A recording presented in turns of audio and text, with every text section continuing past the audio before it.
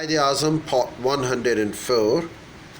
Gandhi admitted failure.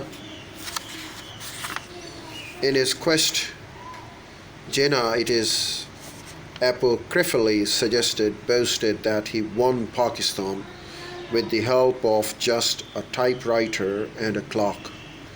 It is a fascinating theme, a study of these two great Indians.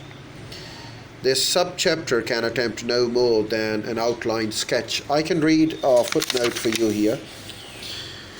It is both instructive and perhaps symptomatic of a certain inability to break out of existing mold that certain fundamentals of Montfort proposals have travelled down the years largely unaltered, decade after decade, all the way through various constitutional reforms in India, including finally the Constitution of Independent India adopted in 1950. Let's come back to the content now.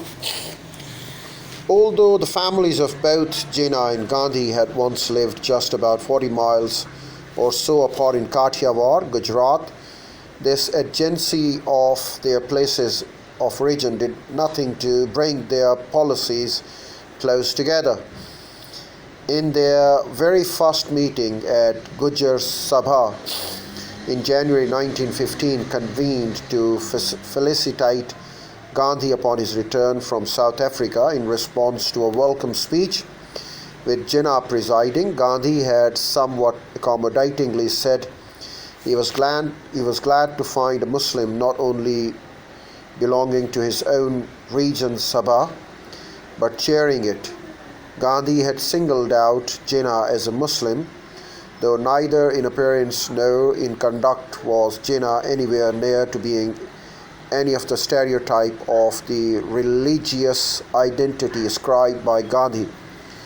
Jinnah, on the other hand, was far more fulsome in his praise.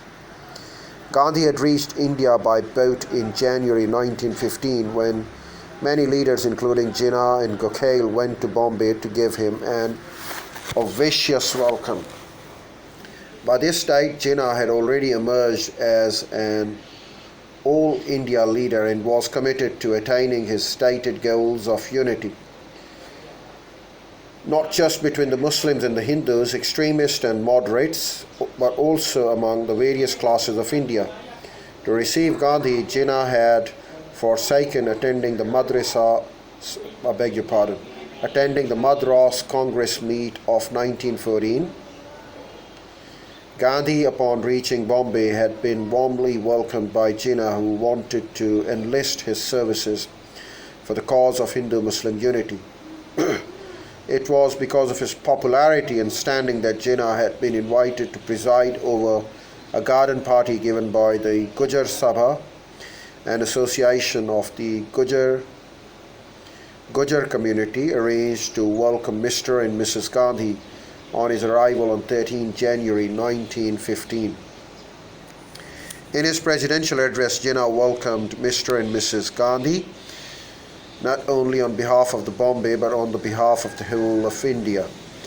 He impressed upon Gandhi that the greatest problem was to bring about unanimity and cooperation between two communities so that the demands of India from Imperial Britain may be made absolutely unanimously. For this, he desired that the frame of mind, that state, that condition which they had to bring about between the two communities, when most of their problems, he had no doubt, would be easily solved. Jinnah went to the extent of saying undoubtedly he, Gandhi, would not only become a worthy ornament, but also a real worker whose equals there were very few. This remark was greatly applauded by a largely Hindu audience. Accounts of that meeting report Gandhi, however, was cautious and somewhat circuitous in his response. He took the plea that he would study all the Indian questions from his own point of view, a reasonable enough assertion also because Gokhale had advised him to study situation for at least a year before entering into politics.